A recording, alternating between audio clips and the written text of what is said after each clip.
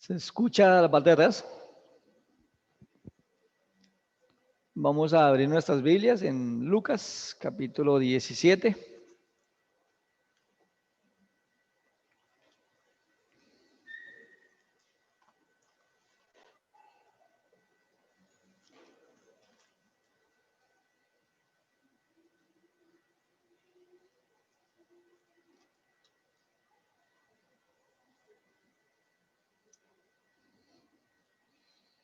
Perdón, en Lucas capítulo 5. 17 más adelante. Lucas capítulo 5.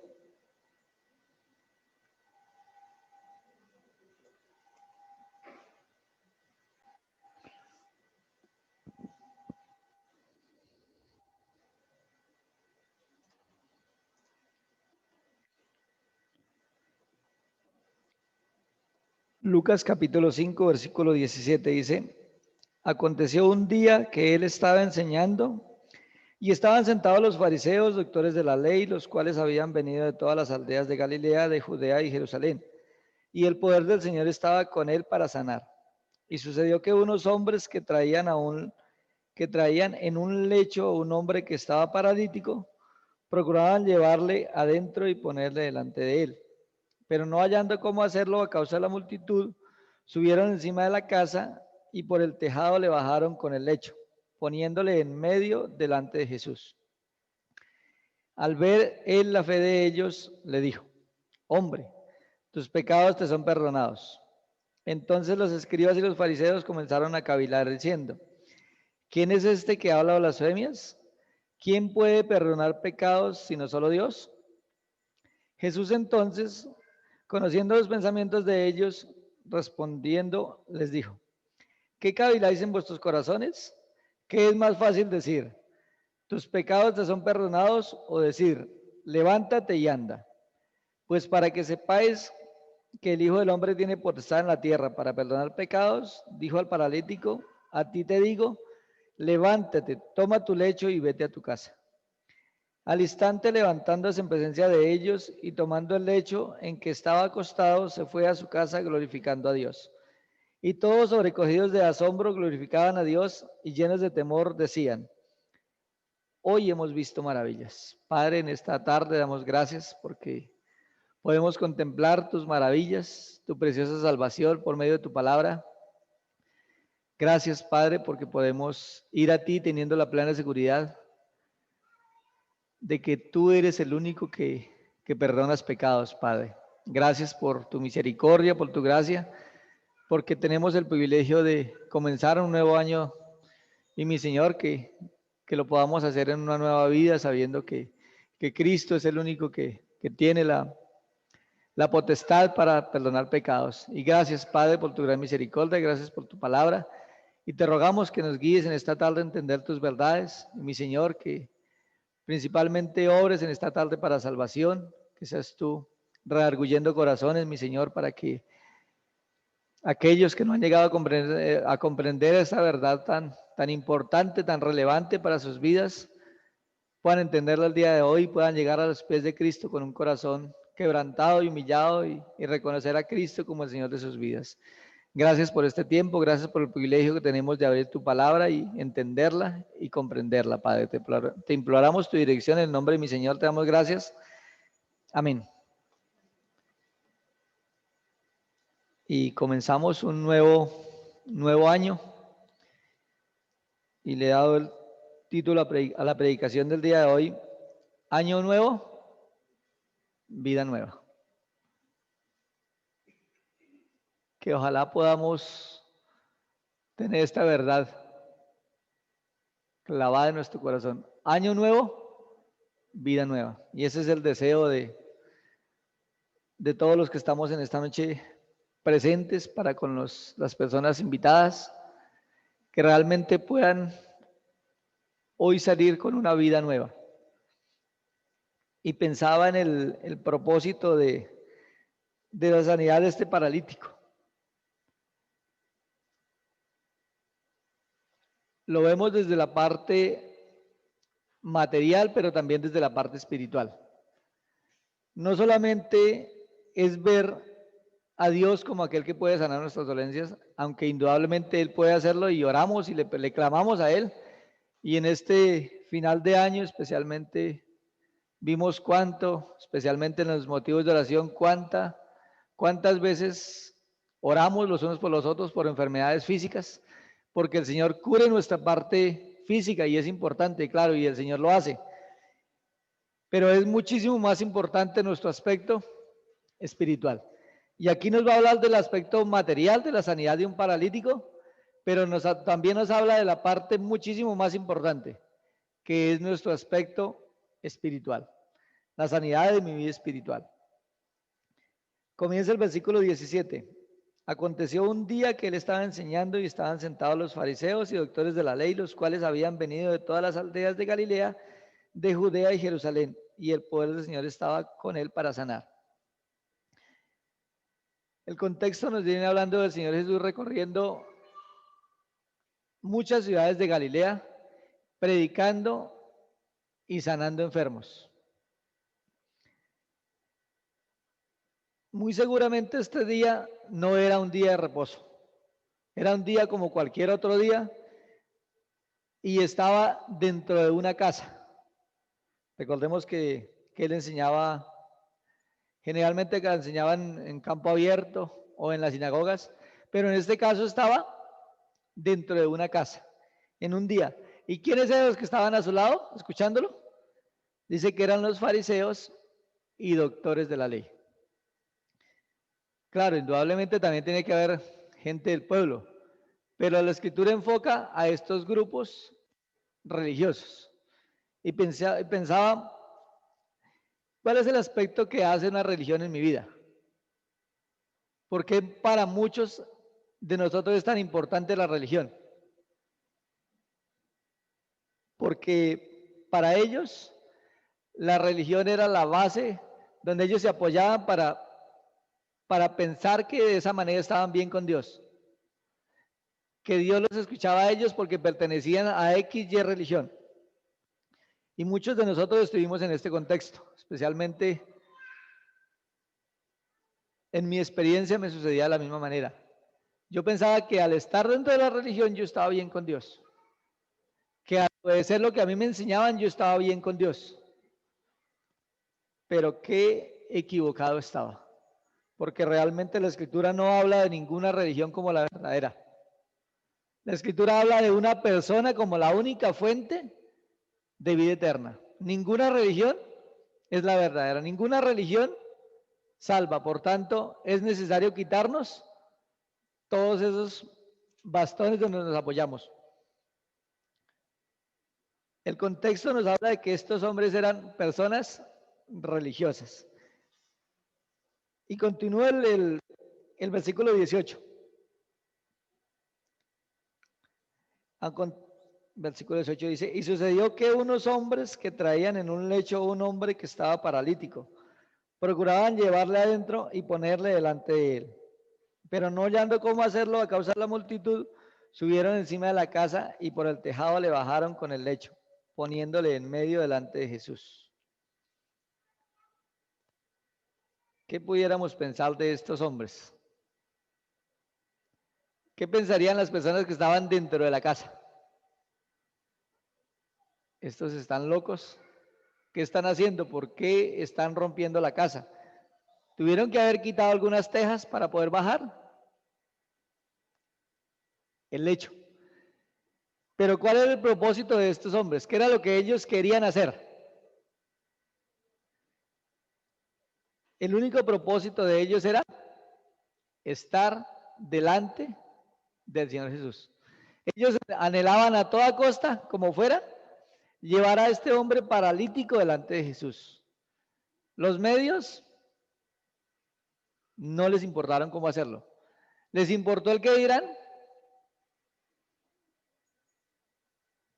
Muy seguramente muchos le reprendían que no lo hicieran, pero ellos no se detuvieron ante nada, sino el propósito de ellos era llegar a los pies de Jesús. ¿Por qué tanta insistencia? Mire que muchos hombres tuvieron encuentros personales con Jesús. Pilato tuvo de frente al Señor Jesús. Pero ¿cuál fue la decisión de Pilato finalmente con Jesús? Pilato finalmente dijo, pues yo veo que este hombre es justo, que no es culpable de lo que ustedes le acusan, pero allá ustedes, yo me lavo las manos con él. ¿Y qué hizo él con Jesús? Le dio la espalda. ¿Qué hizo Judas con Jesús? Él estuvo todo el tiempo del ministerio con el Señor, anduvo con él, pero al final le vendió, al final le entregó. Nunca en la escritura vimos que Judas le llamara a Jesús Señor, siempre le llamaba Maestro. Cada uno de nosotros tiene que evaluar qué hizo con Jesús en su vida. La escritura dice que absolutamente todos somos pecadores y de eso no se salva absolutamente nadie. El único que se salva de ese aspecto en su vida es el mismo Señor Jesús. El único que salva de no haber cometido pecado es Dios mismo. De resto todos estamos al mismo nivel para con Dios. Absolutamente todos somos pecadores. Si alguien se puede parar y decir que no tiene pecado, que nunca ha cometido pecado, podríamos decir que la Biblia es mentirosa. Porque Dios afirma que absolutamente todos somos pecadores. Y todos somos pecadores, necesitamos el perdón de pecados. Es indudable. Pero el versículo 20 dice, al ver él la fe de ellos, al ver Jesús la fe de ellos. Es interesante que estos hombres bajaron este lecho, llegaron a la presencia de Jesús, pero dice la escritura que al ver la fe de ellos, me gustaría que hermano nos mostrara Hebreos 4:2, porque es bien importante evaluar lo que dice este versículo. Dice, porque también a nosotros se nos ha anunciado la buena nueva como a ellos, pero no les aprovechó al oír la palabra, por no ir acompañada de fe en los que lo oyeron. Por no ir acompañada de fe, ¿qué dice Hebreos? No les aprovechó. Porque ¿qué es necesario? Que yo vaya a Jesús, que tenga ese deseo ferviente de llegar a su presencia, como lo tenemos en esta tarde, porque si estamos en este lugar es porque tenemos el deseo de buscar la palabra de Dios. Porque nosotros tenemos la plena seguridad que si veníamos, era escuchar la palabra de Dios, era escuchar la predicación del Evangelio. Pero es necesario hacerlo con fe. Primero reconocer que la única fuente, la única vida que Dios nos ha dado está en su palabra. De que esta es la bendita palabra de Dios y ahí está la salvación. Ahí podemos encontrar al Señor Jesucristo. Pero debe ir acompañada de fe. Entonces está muy bien el deseo de buscar al Señor Jesús, pero debemos tener la plena seguridad de que Jesús es el único que me puede salvar de mi pecado. Dice, porque no hay otro nombre. Y cuando dice no hay otro nombre, es que no hay absolutamente ningún otro nombre. Solamente en Él tenemos perdón de pecados. Porque hay un solo mediador entre Dios y los hombres. Hay un solo Dios y un solo mediador. Si venimos con esa plena seguridad delante de Jesús y nos postramos delante de Él, entonces vamos a obtener lo que obtuvo este paralítico. Pensando espiritualmente, ¿cómo estaba la condición de este hombre para buscar a Dios? ¿Podía buscar a Dios? Estaba completamente paralítico. No podía moverse del lecho de su cama. De la misma manera, nosotros espiritualmente estamos lo mismo. No podemos hacer nada si no permitimos que Dios, que el Señor Jesús sea el que nos levante, sea el que nos dé esa nueva vida. Por eso es tan importante. Año nuevo, vida nueva. Porque es necesario nacer de nuevo. Porque si alguno no naciera de nuevo, no puede ver el reino de Dios. Pero es importante que escuchemos la palabra de Dios y que nos aproveche y que vaya acompañada de fe. Y continúa el siguiente versículo ahí en Hebreos, dice, pero aquellos que la oyeron entraron en su reposo. Aquellos que creyeron, aquellos que oyeron la palabra de Dios y creyeron, dice que entraron en su reposo. Y el reposo ahí en Hebreos 4 es el Señor Jesucristo. Él dice, venid a mí, todos los que estéis trabajados y cargados, y yo os haré descansar. ¿Cuántos de nosotros no estamos cargados en medio de dificultades, en medio de circunstancias, en medio de enfermedades? ¿Cuántas personas en este año no partieron? Y gloria a mi Señor porque podemos descansar en Él. Porque Él dice, venid a mí. Pero tenemos que venir con plena certidumbre de fe, de que Él nos va a salvar, de que Él puede. Vamos ahora hacia Lucas 17, porque aquí hay una historia de 10 hombres que también buscaron su sanidad física.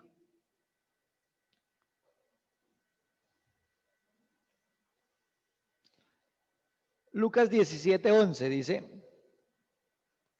yendo Jesús a Jerusalén, pasaba entre Samaria y Galilea.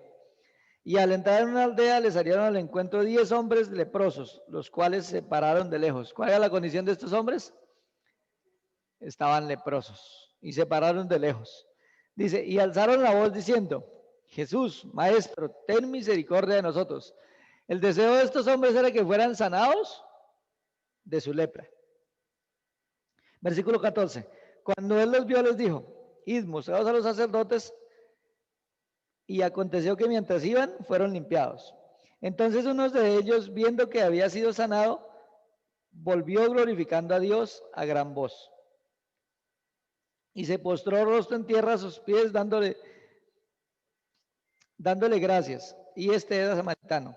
Respondiendo Jesús dijo, ¿no son 10 los que fueron limpiados? ¿Y los 9 dónde están? No hubo quien volviese y diese gloria a Dios, sino este extranjero. Y le dijo, levántate, vete, tu fe te ha salvado. ¿Cuántas veces en medio de circunstancias adversas en nuestra vida clamamos a nuestro Dios? Rogamos para que seamos sanados o sea sanado un familiar nuestro de una enfermedad crítica, de una enfermedad grave. Pero dice la Escritura que fueron sanados 10, pero uno solo, voy a dar las gracias. Uno solo tuvo gratitud por lo que había acontecido en su parte física. ¿Y qué dice la Escritura? Él le dijo, vete, tu fe te ha salvado.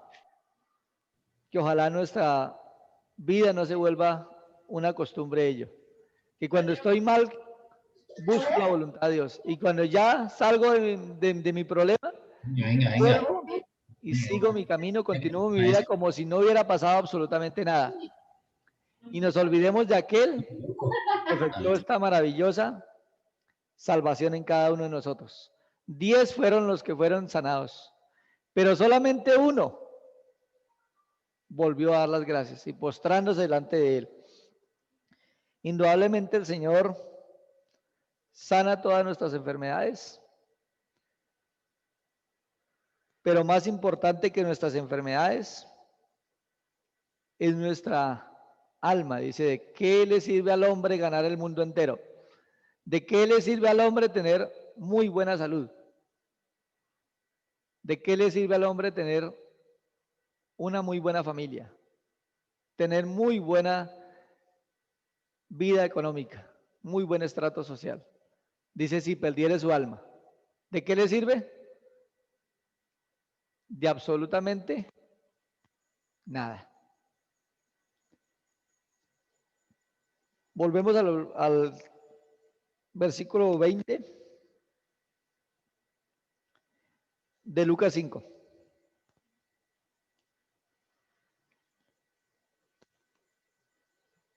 Entonces hemos visto que este hombre anheló, deseó en su corazón buscar a Jesús fue, hizo lo que tuvo que hacer para encontrarlo y lo halló y estuvo delante de él. Y también dice, al ver la fe de ellos, le dijo, hombre, tus pecados te son perdonados.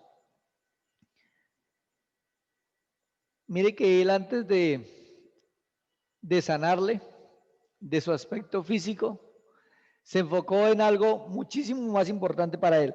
Es como si le dijera, es la bendición que debes buscar por encima de todas las cosas, el perdón de pecados. Porque hasta este momento no había sido sanado este hombre de su aspecto físico. Pero el Señor le dice, tus pecados te son perdonados. Y ya entramos al aspecto espiritual. Indudablemente el perdón de pecados no es un aspecto físico. No es que algo sucede en mí cuando yo recibo el perdón de pecados, algo que sucede en mi cuerpo, es un aspecto espiritual. Versículo 21 dice, entonces los escribas y los fariseos comenzaron a cavilar diciendo, ¿quién es este que habla blasfemias? ¿Quién puede perdonar pecados sino solo Dios? Jesús entonces, conociendo los pensamientos de ellos, respondiendo les dijo, ¿qué caviláis en vuestros corazones? ¿Qué es más fácil decir? ¿Tus pecados te son perdonados? O decir, levántate y anda. Y mire que debemos buscar en el lugar indicado y a la persona indicada. Si yo fuera a buscar un centro médico aquí en Tuluá, ¿en qué parte la busco? ¿Me voy para abajo de la transversal o me voy para arriba de la 40? Indudablemente debemos ubicarnos dónde buscar. Porque la escritura dice que la única persona indicada, el único que tiene potestad para perdonar pecados, es Dios mismo. Eso es algo que debemos grabarnos en nuestra mente y en nuestro corazón. El único que puede solucionar nuestro problema de pecado es Dios. Absolutamente nadie más, solamente Él. Y este hombre buscó a la persona indicada. Y vemos 4 aspectos aquí en este pasaje donde muestra que Jesús es Dios mismo y por ende el cual le podía perdonar pecados. ¿Por qué estos hombres fariseos decían que hablaba las blasfemias? Porque para ellos no podían aceptar que Jesús dijera, tus pecados te son perdonados. Ellos no podían aceptar que Jesús fuera Dios y que tuviera tal potestad para perdonar pecados. Ellos no aceptaron de ninguna manera. Pero la primera prueba de ellos es que Jesús vio la fe de ellos. ¿Cualquiera de nosotros puede ver la fe de otro? Claro, aquí la escritura no dice que él vino con un corazón arrepentido pidiendo el perdón de sus pecados. Pero el Señor Jesús dice que él vio su fe. ¿Un hombre puede hacer eso? Cualquiera de nosotros puede decir, yo sí miro la fe que tiene mi hermano Javier. De pronto por sus obras, por sus obras los conoceréis. Nosotros que no tenemos tal conocimiento, pero el Señor dice, al ver la fe de ellos, el Señor Jesús vio la fe de ellos. También vemos al Señor Jesucristo que conocía sus pensamientos. Dice que ellos cavilaban en sus corazones, que ellos pensaban. Al conocer los pensamientos de ellos, ¿quién puede conocer los pensamientos? ¿Alguien más que Dios? ¿Alguien aquí puede decir que conoce los pensamientos? Por eso es tan importante que siempre evaluemos quién es Jesús y el poder que Él tiene. ¿El Señor conoce cada uno de los pensamientos que yo he tenido en este día? Cada uno de ellos. No se le escapa absolutamente ninguno porque Él es Dios mismo. Pero otra prueba de ella también la encontramos en el versículo 24. Bueno, en el 24 obviamente encontramos 2. Dice, para que sepáis que el Hijo del Hombre tiene potestad en la tierra para perdonar pecados, dijo al paralítico, a ti te digo, levántate, toma tu lecho y vete a tu casa. ¿quién puede levantar a un paralítico de su lecho? ¿Quién puede dar la vista a un ciego? Solamente Dios. ¿Por qué Nicodemo, que era un hombre tan religioso, que era un hombre que conocía tanto las escrituras, por qué hubo algo en la persona de Jesús que le causó a él impresión? Él dice, porque estas señales que tú haces, nadie las puede hacer si no está Dios con él. Eso fue lo que a él le causó, y por eso él quiso ir a buscar a Jesús de noche. Porque esos milagros que el Señor Jesús hacía, solamente se veía claramente, y ese es el propósito de los milagros del Señor Jesús, mostrar que Él es Dios. Y ese es el propósito de este milagro, ese es el propósito que dice el versículo 24, pues para que sepáis, o sea, para que los fariseos y los religiosos y todo el pueblo que esté ahí presente supieran que Él tiene el poder de perdonar pecados. Y este es el último, el cuarto aspecto que nos prueba que Jesucristo es Dios. ¿A cuál otro en la escritura se le da tal potestad de perdonar pecados? Solamente Dios puede perdonar pecados. Lo que ellos pensaban, lo que los fariseos pensaban era cierto. Solamente Dios tiene la potestad para perdonar pecados. Lo que ellos no aceptaron era que Jesús fuera Dios mismo y que Él podía perdonar sus pecados. Mire que estos hombres también buscaron a Jesús. Estos hombres estaban ahí sentados porque querían escuchar a Jesús. Pero ¿cuál era el propósito de sus vidas? Era buscar ocasión para poderle acusarle. Que en alguna palabra que dijera el Señor Jesús, en algún acto que él hiciera, buscar una ocasión para acusarle. Pero no porque le creyeran. Qué importante es evaluar quién es Jesús para mí. Si realmente es el Salvador de mi alma, aquel que me puede perdonar mis pecados, o simplemente es un buen maestro, como lo fue para Judas, o alguien que generaba curiosidad, como lo fue para Herodes.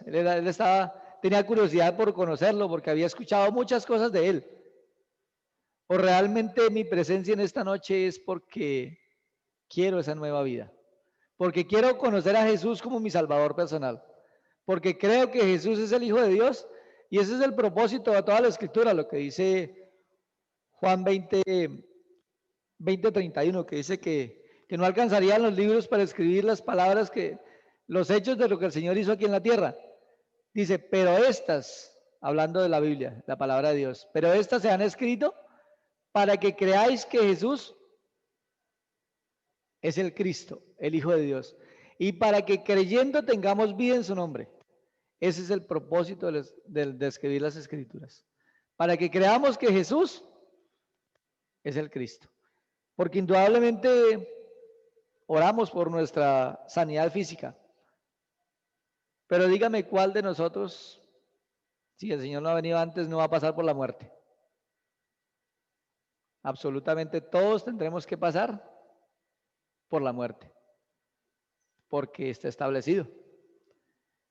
Pero la sanidad del alma, pero realmente evaluar quién puede perdonar mis pecados.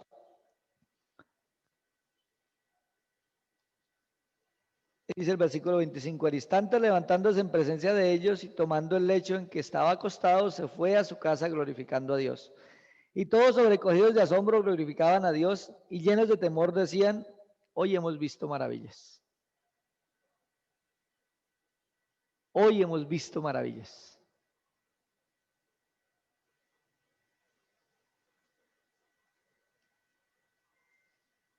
Que esta sea una verdad en mi corazón esta noche. Hoy he visto maravillas. La Escritura dice que el Señor Jesús murió por nuestros pecados, que fue sepultado y que resucitó al tercer día, conforme a las Escrituras, por nuestros pecados. Claro, ¿quién no conoce esta verdad? Si pensamos en teoría, un 98-99%, si le preguntáramos, si en una encuesta dijeran Cristo murió por nuestros pecados. ¿Pero eso significa que todos somos salvos?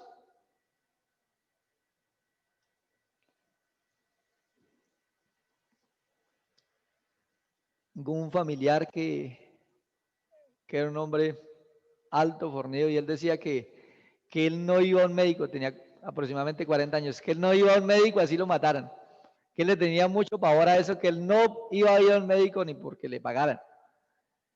Un buen día llegamos trasnochados, llegamos a visitarle a su casa, cuando este hombre a las 2 de la mañana nos levantó a gritos,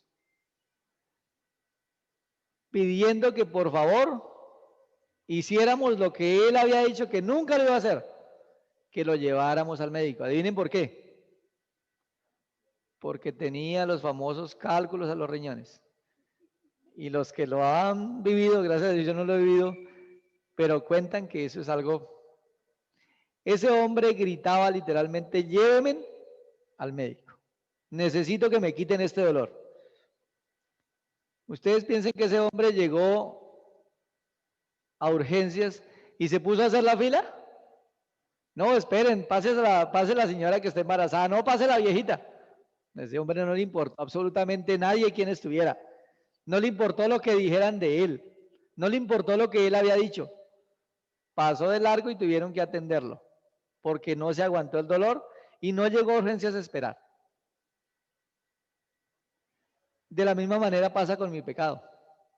Ustedes piensan que si este hombre hubiera tenido simplemente un dolorcito de estómago, ¿no hubiera tratado de solucionar eso con remedios caseros? Pero qué diferencia con un gran dolor. Cuando siente realmente que eso le estaba traspasando a él. Y ese es el mismo aspecto que vemos aquí. Después del versículo 17 dice que el Señor llamó a Leví, como nos explicaba el hermano esta mañana, que era publicano, cobrador de impuestos. Y después los discípulos estaban con estos publicanos y pecadores. Y los fariseos murmuraban, ¿por qué ustedes se juntan con esos publicanos y pecadores? Y viene el versículo 31 de ese mismo versículo 5, de ese mismo capítulo 5. Dice, los que están sanos no tienen necesidad de médico, sino los enfermos. No he venido a llamar a justos, sino a pecadores al arrepentimiento. Si yo no creo que mi pecado es causa de muerte eterna, no voy a buscar un Salvador. A ese hombre no le importó el que dirán. No le importó que eran llegado trasnochados, no le importó absolutamente nada. Lo único que él quería era ser librado de ese dolor. Lo mismo pasa con mi pecado. Cuando yo reconozco que mi pecado es tan grande para Dios, que voy a vivir una eternidad separada de Dios, si no tomo cartas en el asunto ahora mismo, dice la Escritura que el día de salvación es hoy. El pecado de dolerme. Cuando a mí me dicen que yo tengo un cáncer, yo corro y busco lo más pronto posible al médico. Porque tengo la plena seguridad de que si no lo hago ese cáncer prontamente, me va a llevar. Cuando yo pienso que simplemente mi pecado es algo pasajero, es algo liviano, no voy a buscar un médico. Si yo pienso que estoy bien con Dios, ¿para qué voy a buscar un Salvador? Lo mismo pasa con el médico. Si yo estoy sano, ¿para qué voy a buscar un médico? Yo digo lo que decía mi familiar, yo nunca voy a ir, porque ¿para qué? Si yo estoy bien, no tengo ningún dolor. Si mi pecado realmente no le doy el lugar que Dios le da a mi pecado, dice, porque la paga del pecado es muerte. Porque si hoy la persona muere en esa condición de muerte, va a quedar eternamente separada de la gloria de Dios, en un lugar de grande tormento. ¿Cómo creen ustedes que estaba este hombre paralítico? No dice cuánto tiempo llevaba, pero sabemos lo que significa estar postrado en una cama. Y cuán gozo tuvo este hombre al levantarse de ese lecho. ¿Por qué no evaluar a Cristo como mi Señor y Salvador? Que Cristo es la persona indicada.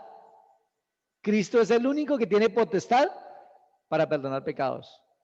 Y Él mismo, siendo Dios, como lo hemos acabado de ver, vino y murió en la cruz por mi pecado. Yo era quien merecía la muerte, pero Él murió en mi lugar, porque Él no vino a buscar a justos, sino a pecadores. Vamos a orar. Padre, en esta noche damos gracias por tu palabra. Gracias te damos por esa salvación tan grande, porque podemos comenzar un año nuevo. Pero Padre, que ojalá en este lugar haya almas que realmente reconozcan su condición de pecado delante de ti y puedan ir a Jesús reconociéndole a Él como el único Dios vivo y verdadero, aquel que dio su vida por cada uno de nosotros. Padre, te clamamos que seas tú obrando a través de tu Espíritu Santo para salvación en este lugar, en cada una de las personas que han escuchado tu preciosa palabra. Damos gracias por escuchar la fuente de vida. Gracias, Padre Santo, porque dice tu palabra que en Él tenemos vida eterna, que el que quede en Él tiene vida eterna, pero el que rehúsa creer en Él no verá la vida, sino que la ira de Dios está sobre Él. Y damos gracias por esa salvación tan grande que hoy nos has mostrado en Cristo. Y Padre, te bendecimos y te damos gracias, porque así como hay en nuestras vidas tantos aspectos físicos de personas enfermas en medio de esta pandemia, Padre, también nos muestras la necesidad más grande que tenemos como seres humanos, y es la salvación de nuestra alma. Te imploramos, Padre Santo, que como hermanos en Cristo le demos el valor que tú le das en tu palabra a la persona de mi Señor, y podamos ser esos testigos, esos embajadores de llevar ese precioso evangelio a otros. Y Padre, que podamos ser instrumentos para tu gloria y para tu honra. En el nombre de mi Señor te damos gracias. Amén.